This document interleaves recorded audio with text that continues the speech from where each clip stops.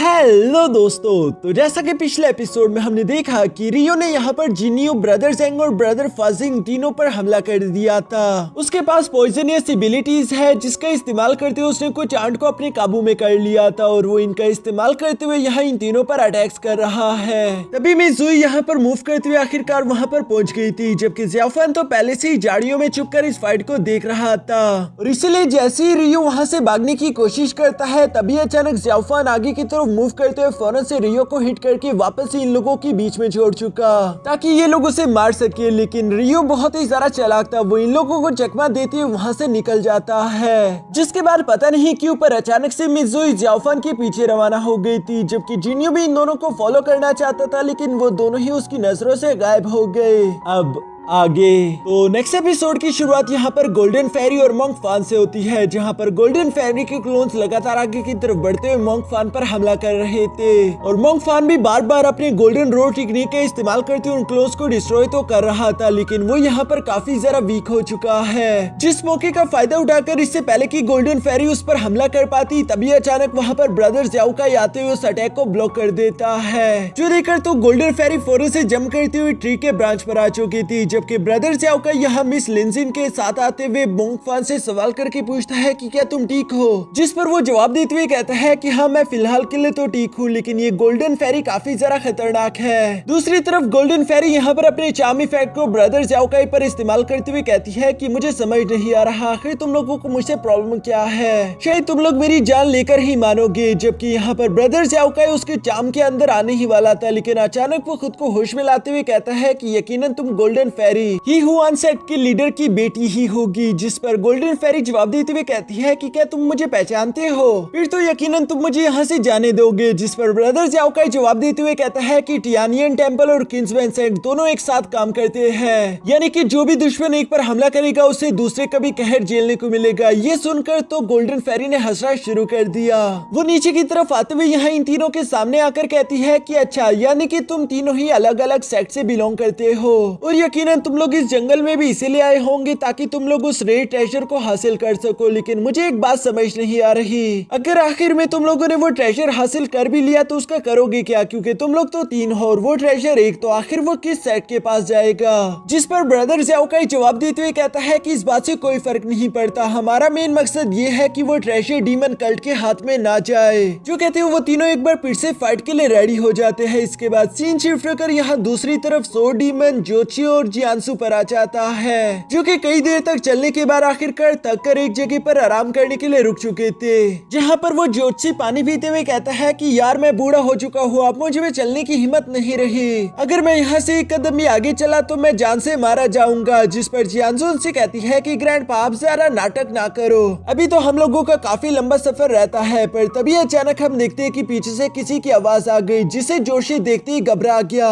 जियांसु भी जब उस अनजान आदमी की तरफ देखती है तो वो उसे पहचान नहीं पाती, लेकिन गोस्ट किंग को यहाँ ये जोशी पहचान गया था, इसीलिए वो जियांसु से कह रहा था कि हम दोनों को अकेला छोड़ दो और यहाँ से दूर चली जाओ। जियांसु पहले तो बात नहीं मानती, लेकिन अपने ग्रैंडपा के इंसिस्ट करने पर आखिरकार वो वहाँ से पीछे की तरफ उतरने की कोशिश करती है, जहाँ वो उसका पैर फिसल गया। वक्त रहती ही सो डीमन डाओई ने उसे बचा तो लिया था, लेकिन सो डीमन भी यहाँ पर इस गोस्ट किंग को देखकर पूरी तरीके से डर के मारे कांपना शुरू हो जाता है। जियांसु को ये सब बहुत ही ज्यादा अजीब लगा। वो डाओई से सवाल करते हुए पूछती है कि क्या तुम इसे पहचानते हो। सो डीमन बेशक ही गोस्ट किंग को पहचानता था और वो इसीलिए डर भी रहा था कि कहीं इसके साथ हमारी फाइट ना हो जाए, ये हम सबको जान से मार सकता है। लेकिन नेक्स्ट सीन में हम देखते हैं कि गोस्ट किंग यहाँ इन लोगों पर हमला करने नहीं आया था, बल्कि वो जोशी को तो बचपन से जानता है। वो जोशी से कहता है कि तुम काफी बूढ़े हो चुके हो, जिस पर जोशी भी जवाब देते हुए कहता है कि हाँ, क्योंकि मैं तुम्हारी तरह कल्टीवेटर नहीं हूँ ना। साथ ही जोशी अपने जगह पर खड़े होकर कहता है कि मुझे माफ कर देना, मैंने तुम्हारी बेटी के बारे में सुना, सुनकर मुझे बुरा लगा। जिस पर गोस्ट किंग जवाब देते हुए कहता है कि याद है जब हम छोटे हुआ करते थे तब तुमने मुझे मेरे फ्यूचर के बारे में बताया था कि कैसे मेरा फ्यूचर अंधेरे और बुराई से भरा पड़ा है, और तुम्हारी बात बिल्कुल सच निकली, क्योंकि पहले मैंने अपनी बीवी को खो दिया और उसके बाद देखते ही देखते मैं अपनी बेटी को भी खो चुका हूँ। ये सारी बातें सुनकर वो जोशी यहाँ पर गोस्ट किंग से कहता है कि मैं तुमसे सीधे सीधे कुछ बातें करना चाहता हूँ। मैं जानता हूँ कि इस बात से तुम गुस्सा भी हो सकते हो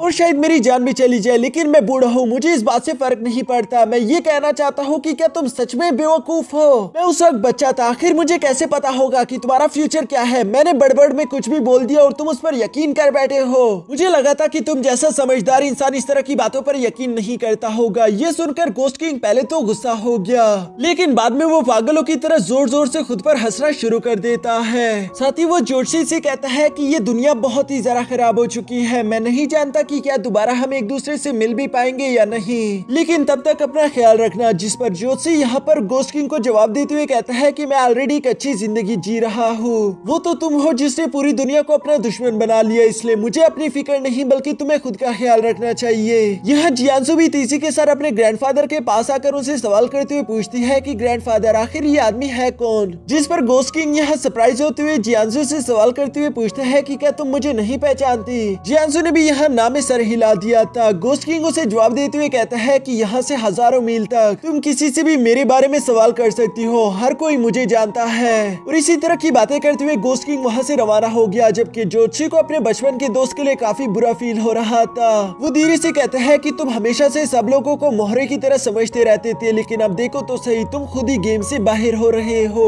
उम्मीद करता हूँ कि किसी दिन गॉड तुम्हें माफ कर दे और तुम्हें सुकून मिल पाए। ये कहने के बाद वो जियांसु और सोर्ड डीमन को लेकर वहाँ से आगे के सफर पर दोबारा से रवाना हो गया।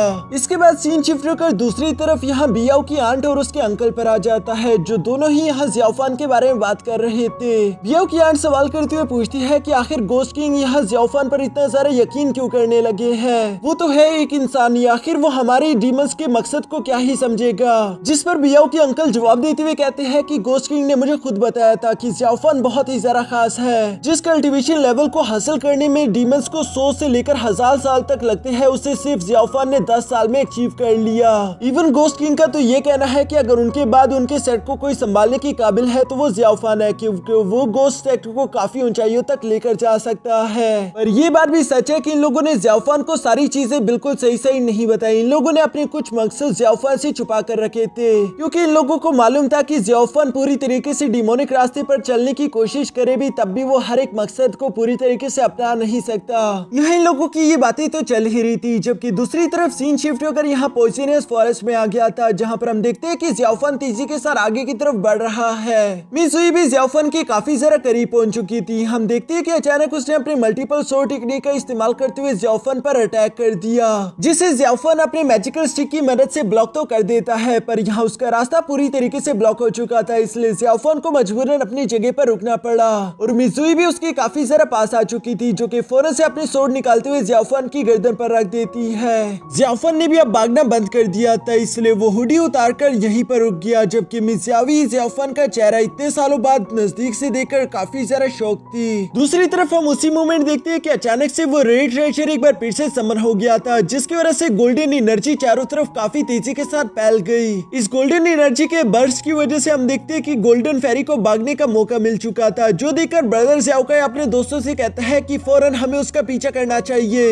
ये कहते हुए वो लोग भी गोल्डन फेरी के पीछे रवाना हो गए, जबकि दूसरी तरफ जिन्यू, ब्रदर ज़ेंग और बाकी के सब लोग भी यहाँ इस रेड ट्रेजर को हासिल करने के लिए सीधा उसी तरफ चले जाते हैं। इवन कि दूर दूर से हर कोई इस गोल्डन ओरा को महसूस कर पा रहा था। इसके बाद सीन शिफ्ट होकर वापस से यहाँ ज़ियाओफान और मिज़ुई पर आ गया, जहाँ ज़ियाओफान पीछे की तरफ पलटते हुए मिज़ुई के सामने खड़ा हो गया। मिज़ुई अभी भी अपनी तलवार यहाँ ज़ियाओफान पर ताने हुए खड़ी थी। दोनों के दरमियान कुछ देर तक तो यूं ही खामोशी रही। फिर मिज़ुई ज़ियाओफान से सवाल करते हुए पूछती है कि मुझे बताओ, तुमने आखिर मेरी जान क्यों नहीं ली? तुम्हारे पास मौका था, अगर तुम चाहते तो तुम उस वक्त मेरी जान ले सकते थे। ज़ियाओफान उसकी बातें सुनते हुए यहाँ मिज़ुई की वो सारे लम्हे याद करता है, जहाँ मिज़ुई लगातार ज़ियाओफान को प्रोटेक्ट करती रही, हर एक मुश्किल से ज़ियाओफान के लिए लड़ने के बाद। इवन कि जब ज़ियाओफान को यहाँ लाइफ एंड डेथ की पनिशमेंट हो रही थी, तब भी मिज़ुई अपनी जान को दांव पर लगाते हुए उसके लिए बात कर रही थी। ये सारी वो बातें हैं जिसकी वजह से ज़ियाओफान कभी भी मिज़ुई का बुरा नहीं सोच सकता। इसलिए वो सवाल पर सवाल पूछते हुए कहता है कि तुम ही बताओ कि आखिर 10 साल पहले तुम हर वक्त मेरी हिफाजत क्यों करती थी?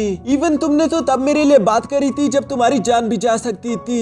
मिज़ुई ज़ियाओफान का ये सवाल सुनकर तो थोड़ी सी इमोशनल हो गई और वो अपनी तलवार नीचे की तरफ करते हुए ज़ियाओफान से कहती है कि ज़ियाओफान, क्या तुम अभी भी वही पुराने इंसान हो? वो प्यारा इंसान जो कि हमेशा दूसरों की मदद करता था, अपनी जान की परवाह किए हुए दूसरों की हिफाजत करना। उसकी आंखों में अच्छाई हमेशा दिखती थी। जो कहते हुए मिज़ुई ज़ियाओफान के साथ गुजारे हुए वो सारे लम्हे याद करती है जहाँ जियाफान ने उसे प्रोटेक्ट किया था। साथ ही वो यहाँ प्रेजेंट में एक लंबी सांस लेते हुए जियाफान से कहती है कि जियाफान वापस लौट आओ, जिस पर जियाफान जवाब देते हुए कहता है कि ये नाम मैंने कई सालों से नहीं सुना, तुम तो जानती ही होगी वो इंसान अब मर चुका है। यानी कि जियाफान वापस पलटने के इरादे में बिल्कुल भी नहीं। मिर्जावी भी ये बात समझ चुकी थी, इसलिए वो अपनी तलवार को वापस रखते हुए वहाँ से पलटकर जाने लगती है। जहाँ जाने से पहले जियाफान उसे सवाल करते हुए पूछता है कि तुम आखिर मेरी जान कब लोगी, जिस पर मिज़ुई जवाब देते हुए कहती है कि उस दिन जब तुम में इतनी हिम्मत होगी कि तुम मुझे मारने के लिए अपना दिल सख्त कर सको, उस दिन मैं जरूर तुमसे फाइट करूंगी और तुम्हारी जान भी लूंगी। यहाँ ये कहने के बाद मिज़ुई वहाँ से चली जाती है, जबकि जियाफान उसकी बात को याद करते हुए कहता है कि मुझे माफ कर देना, वापस जाने के लिए मैंने काफी देर कर दी है,